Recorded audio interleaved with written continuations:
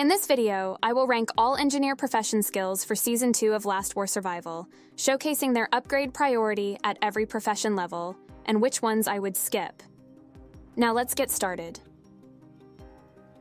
Starting with the first 3 profession skills, we have Rapid Production, which allows you to instantly gain a certain number of hours of resource production. As you see at level 3, I get 12 hours of production and 16 at level 4. In my opinion, this is not a crucial skill, but if you are looking for more ways to gain resources, then this could be useful. If so, I recommend upgrading 3 out of 5 levels, as there are many other and more vital profession skills. This goes to the A tier. The Outstanding Contribution skill is definitely a must-have, because you will get twice as many contribution points from your tech donations. It's an S tier skill, no doubt. The Combat Experience skill is also crucial, and I recommend a full upgrade because it will help you earn more profession XP from defeating zombies on the world map. S+ tier because it will help you gain skill points quicker. At profession level 5, we have the Extra Meal skill that will help you get 50% more stamina daily. I do not recommend this skill in the first half of Season 2, because I am sure most of us have accumulated plenty of stamina tokens so far. A tier skill. Next, we have the Siege Mastery, a skill that will help your units deal more damage in PvP attacks. This can be useful if you have low-tier units, and you know you will be active during the Enemy Buster event. However, I would save the skill points for the next skills and upgrade this later on because the purpose of the engineer profession is to help you level up faster. It goes to the A tier. At level 10, we have 3 of the most important profession skills for Season 2 of Last War Survival, and I highly recommend maxing them out.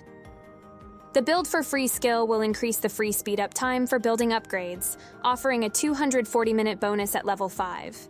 You'll get the same number of minutes for the Research for Free skill, which will help you research techs much faster. I will put both skills in the S tier. The third skill, Building Inspiration 1, will help you earn more profession XP from upgrading season buildings.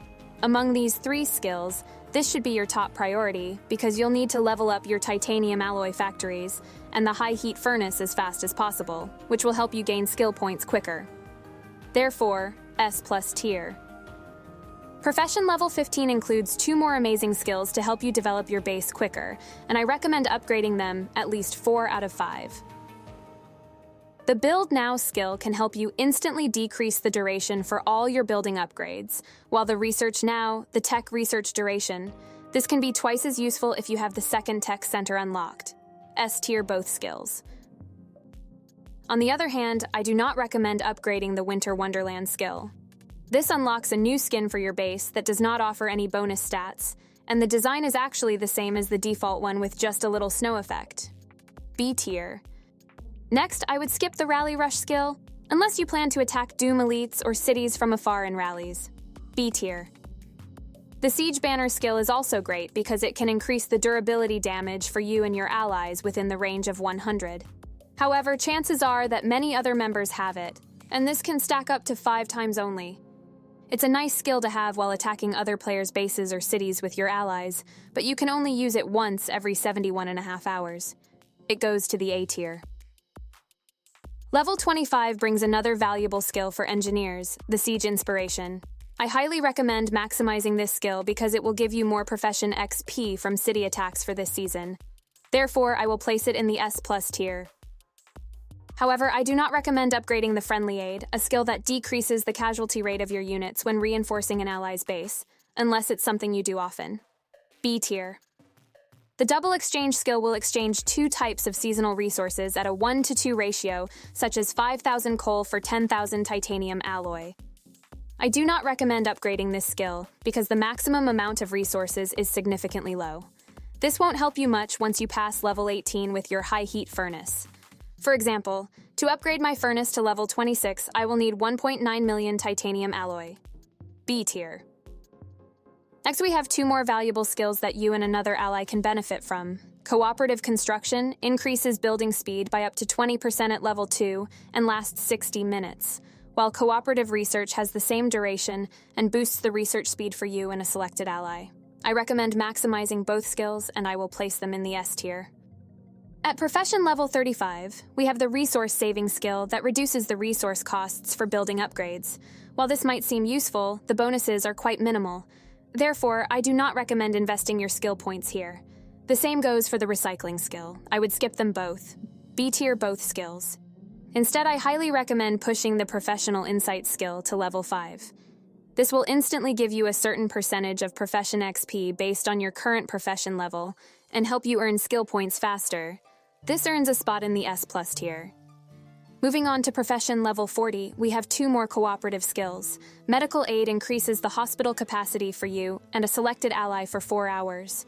This could be useful during the enemy buster event if you don't have your hospitals and the emergency center maxed out and would like to save some units. Otherwise, I would skip it. Even so, I think I will skip this skill and give it a B tier. Next, we have Buddy Shield, a skill that will let you apply a shield on you and an ally for up to 4 hours at level 3.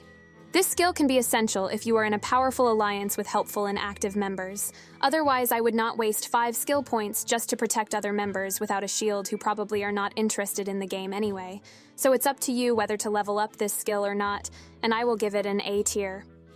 Also at level 40, we have Intense Overdrive, a skill that will increase your high heat furnace temperature on overdrive mode. This is crucial for this event when you find yourself in a cold area on the world map, or during blizzards when temperatures drop drastically. Therefore, I recommend pushing this skill to at least level 2. I will place it in the S tier because raising the base temperature can also help increase resource productivity, defense, healing, and the morale of your units. The Component Gain skill boosts the drone component chest production rate. This can be handy during Age of Science, the 3rd day of the Alliance Duel weekly event, but also to strengthen up your tactical drone. But again, the bonuses are not that impressive or crucial for this season. I recommend skipping this skill, and I will give it a B tier. Fearless Defense is another great skill for the weekly PvP event. With this skill, a proportion of the attacking units will be defeated based on the level and number of your fallen units. This can help you score points, but again, the percentage is relatively small. That is why I do not recommend investing in this skill. B tier. Also at level 45, we have the Gather for Warmth skill that increases the ally warming efficiency by 100%. I honestly can't find this skill that useful because the recon planes used to warm up allies are fast enough to raise a base temperature in a few seconds. I would save this point for a better skill. B tier as well. Random visitors will offer you an extra visitor every 119.5 hours at level 1. Unfortunately, I don't know how low this cooldown drops at level 5. If you do, please let me know in the comments. Unfortunately, the rarity is also random, not just the survivor type. This means that there's a chance to get blue or green survivors, which are pretty much useless. Therefore, I do not recommend this skill. B tier.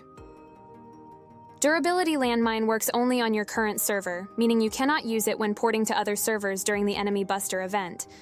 You can drop it on an enemy base to lower its durability, or even ignite the enemy's base at max level. Unfortunately, you can only use it once a week. To be honest, I would skip it. B tier also. On the contrary, the Firebomb skill can be valuable during city or dig site attacks. With this skill, you can raise the temperature of a specific area that could fit 9 bases for 5 minutes, enough to help conquer a dig site or city. I would upgrade this skill to at least 1 level first and maybe another 1 or 2 as you progress through the season. A tier skill. The One More skill is a must-have for your overall game progress. It increases the chances of getting twice as many rewards from the 5 daily task chests. This is also important for Season 2, because daily task chests include ingredients for the Polar Dishes event that will offer you large amounts of coal, primary resources, and more. S+ and I recommend maximizing this skill as soon as possible. Support Boost increases the time you receive help per action. This is also a crucial skill because it helps to upgrade buildings faster, season buildings included. S+ also, but among these two, I would upgrade the One More skill first. Frostbomb is similar to the Firebomb skill, but instead of raising the temperature on a specific area, it lowers it. I would skip this skill because the base temperature can be easily lowered by simply turning off the high heat furnace or its overdrive mode. B tier. Next, at level 60, we have the Efficient Gathering skill that boosts the gathering speed on the world map. Quite useful, but not a top priority. I would upgrade it to at least 3 out of 5 levels. A tier skill. The Emergency Center is a valuable building that can help rescue a percentage of fallen units. The First Aid Expert skill increases that number, but unfortunately, the bonus is barely noticeable. Therefore, I do not recommend upgrading this skill. I would skip the Frostmine too. B tier, both skills. At Profession level 65, we have another valuable skill, Battlefield Cleanup. This will offer you more iron, food, and gold after defeating zombies on the world map. I would certainly maximize this skill. S tier. Master Builder is a fundamental skill, a must-have for every player because it boosts the building speed. S+. Finally, at level 70, we have the Instant Gathering skill that can be used to instantly gather the remaining resources and return your squad to the base. This can be useful in case you want to port your base but want to get extra resources too. It can also help during the gathering day of Alliance Duel. S tier. Monster tracking is related to attacking zombies and Doom Elite monsters. This skill will help your squads move faster while doing so. Useful, but not a top priority. It goes on the A tier. This ends our Engineer Profession skills tier list. Let me know in the comments if there are any skills that you would rank differently. Also, let me know if you'd like a tier list for the War Leader Profession skills too. Thanks for watching.